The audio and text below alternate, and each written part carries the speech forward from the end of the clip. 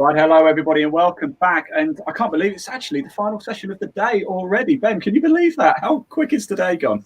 Oh, it really has, to be honest with you. It felt like it couldn't come round. It was too quick, in leading up to it. And then today it's just absolutely flown by. And I'm pretty exhausted, pretty much like putting on a normal show, to be perfectly honest with you. So, I mean, it's like, Ian, you're supposed to, you talk all day. And so I'm certainly struggling. I normally get a bit more. My voice is normally raised a bit more, actually, to be fair, when I track sideways. But look, we certainly saved a cracking guest for the end of the day as well. Samir, how are you? It's great to see you again. Yeah, very well, buddy. Very well. How are you? Not too bad, I have to say. Now, Samir, we're going to talk engineering and race setup here, aren't we, from your data-driven? We've actually got a video to show. That's right, isn't it? That's right. Yeah, I thought it would be nice just to package up what I had to say in a bit more of a succinct way, and so that I thought it would be nice just to take people through a snapshot, a small masterclass in how you can use data to compare what a pro would do if they happen to drive your car. Well, I'll tell you what, I couldn't have led that in any better. Right, if we could get that video played, let's go. So how much faster would a pro go in your racing car? Why? What is it that they are doing differently? How can you use data to understand that? And then how can you actually translate that back to using data when you don't have a pro in your own car? So earlier in the year, Scott Mansell, 750 Motor Club, and myself came together to put together this video on the true cost of racing. It's pretty popular. It's had over 140,000 views so far. You can grab it, you can watch it at the link below on the site.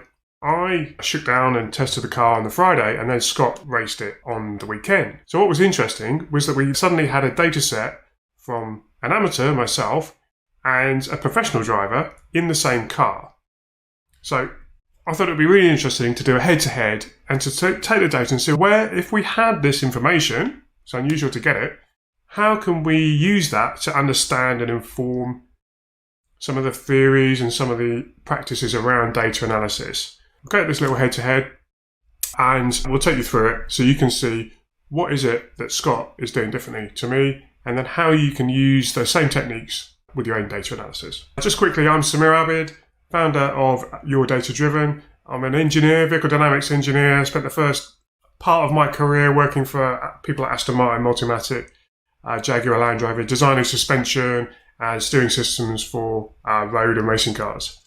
The more recent part of my career, I've actually spent in the world of sport and Olympic sport, and I've been helping those teams use data to make decisions. These days, I can be found back in the paddock, running the site, Your Data Driven. I've got a popular podcast that you might enjoy where I interview the best of the best in motorsport to get their views on what we can learn from professional motorsport and bring that back into club racing. There's some great guests on there, so I really recommend you take a listen to what they have to say. So this event took place at Snetterton, and what I want to do is present two little things for you.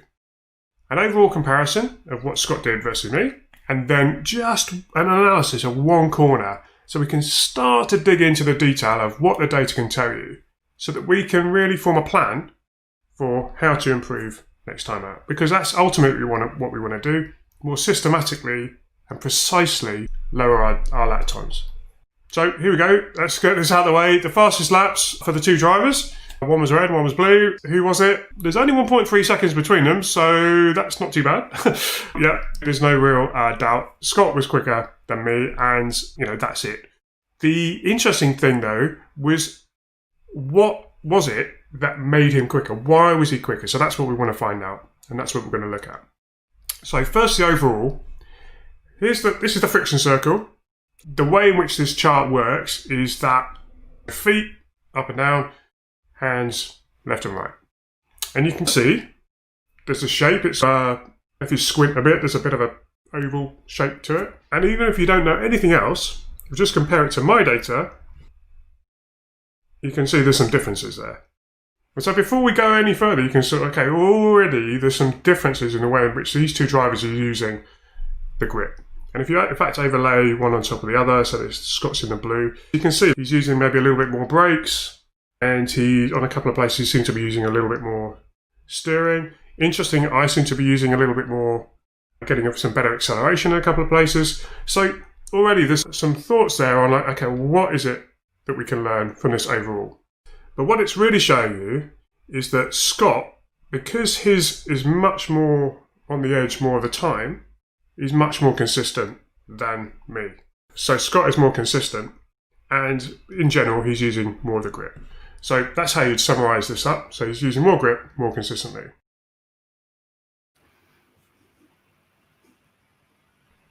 But how is he doing that? So let's have a look at this corner analysis. So here we go. I'm just going to look at turn 1 at Snetterton. We can just zoom in and just see exactly what's going on there. Now, if you're not familiar with turn 1, here is my onboard video from my car on this fast lap. Have a look as I go through the corner at the steering, and you'll see a slight correction halfway through. See if you can spot that, because it's really important, because it's something we'll see in the data in a minute.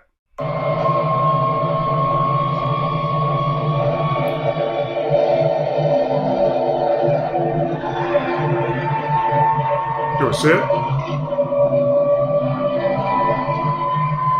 So that's going through the corner. So it did look pretty smooth, to be honest with you. You know, it didn't look too bad. Let's see actually what happened. So back to our overview. So the difference between that little section was 0.4 of a second. So Scott was 13.99 seconds to go from the start line round to that point where I finished the video. And I was 14.34. So that's quite a big difference in one corner.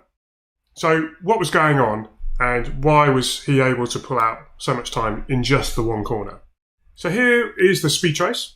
That's the top one. And so again, Scott's the blue and I'm the red. And you can immediately see that he is quicker. So the higher up, that speed on that side, and we've got distance along the bottom. And you can immediately see he is quicker than me. And it's immediately obvious that I am slowing down more than he is, slowing down later than he is. And so already you can say that would explain the difference. And below, you've got the time difference. And this is the time delta T, his lap time versus my lap time through this section. And you can see this is where he is gaining his 0.4 of a second. And it's all lined up. So you can actually see that he's gaining that mainly on the way in to the corner, mainly on the entry. And that kind of correlates with what you can see from the speed trace. Two other things you can look at is the steering and the brakes. So I've taken that from that donut chart, I've stretched those out, and now they're on an elongated chart with distance. And so the first one is the steering. You can actually see that both of us are turning in at about the same time. He seems to be turning in maybe a little bit more than me, but not too much. And so if you look at that, my red line here, so going through into there, that's just me sort of turning into the thing. And see this little dip there? That is what we saw in the video. That's the little correction. So I'm still turning, but just had a little moment. And then pretty smooth coming out the other end. And so he is turning about the same time as me, turning a bit more. So maybe taking a slightly tighter line, but our lines are very similar. And then he's sort of doing a little bit more with the wheel through the corner, and then he's exiting. The line is pretty similar. So where's the difference? Well, we've already seen it alluded to in the speed trace, but here we go. It's in the braking trace. Above the line is going faster, below the line is slowing down. And here you can see that I start braking about here, and then about 50, 60 meters later, he has started braking. And so his peak is lower, and this gradient. So what that means is that I'm coming off the brake and I'm more progressive on the brakes. He's more aggressive and braking harder. That's what those two mean. That's why the shallow angle shows it was slow onto the brakes, and he's more hitting the brakes quite firmly. So that's quite interesting. What you can also see is that my red line goes above the line here. Can you see that? And it's above the line more than his at this point. And so that means that I've actually got a better exit than he has. So I'm on the throttle, so I'm accelerating more than he is on the exit of the corner. Below this, you can see the combined G. So this is when you put the top two together.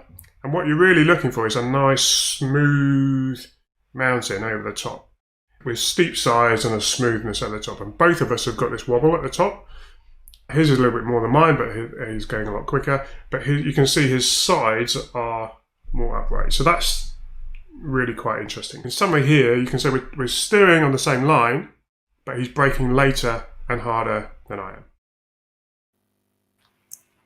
So that's what's going on. But as a little bonus, I'm also going to add the throttle to this chart because this is something we've got logged in the car as well.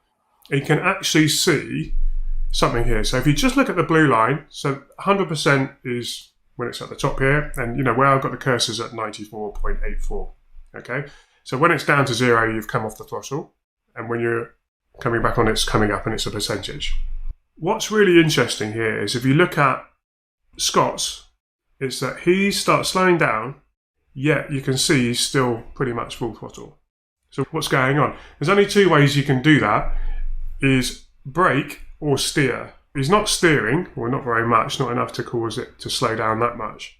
So he must be braking. So what he's also doing in this corner is he's started to touch the brakes.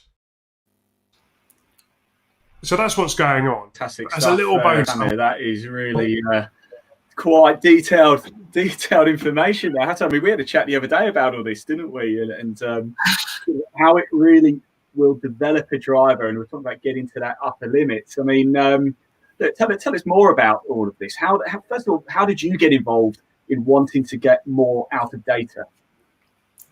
So I'm an engineer, as I say, and I race at a club level too, and so I've got that professional, exposure to the analytics and the data, and then the sort of the club environment where the last thing we seem to have time for is to sit on a laptop and try and work stuff out. And so it was a case, well, how can we, take the level of data that's available at a club level, which is a lot lower than in a professional environment as well, and still get some value out of it. So, really, Your Data Driven is about trying to help the club racer remove any kind of doubt about setting up their car or using data. A lot of people spend a lot of money on data. That's why I focused on that today. But, you can spend a lot of money on this equipment, but there's a number of people who maybe never take the SD card out, never look at it, or it's too busy, or they think, well, what's the point of looking at the data, So, because the session is finished, right? So I was like, well, how can I help people see that there is some value there, and start to remove some of the doubts that people have and the questions that people have about racing that can be answered with this kind of stuff. Yeah, I mean, I'm one of those.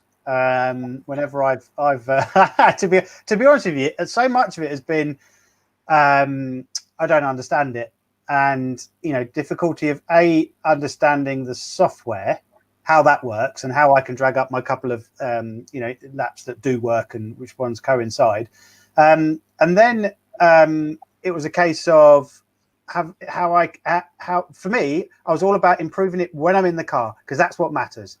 When I'm looking at the data, I'm understanding it, but it's trying to take that into the bit of the car. So most drivers, probably like me, were like, right, all I want is inside the car is the box that with my telemetry, and it tells me whether I'm up or down in the lap. And that is great, but you are still completely misguided. You still need to understand where you've gone quicker and why you've gone quicker, and then that's when you can start to make the greater gains and be consistent and everything else. Yeah. So the goal is just to have a plan, isn't it? Like, so I race well, right? So this is, so I get that, and also I'm a bit guilty of being like over analytical in the car, and it actually slows me down because I feel it.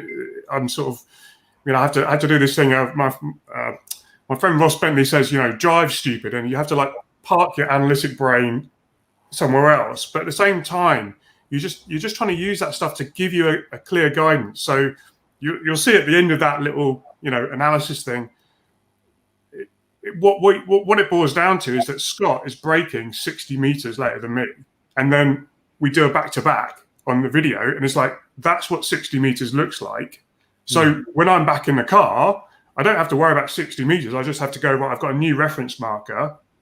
I'm going to use that, and I know it's going to work because I've looked at the numbers. And so you're trying to you do go from don't understand it to being overwhelmed to then, and the key bit is to distill it back into something simple that you can just go out with your plan. The kind of conversation you have when you don't have data, it's like, is that corner third or fourth gear?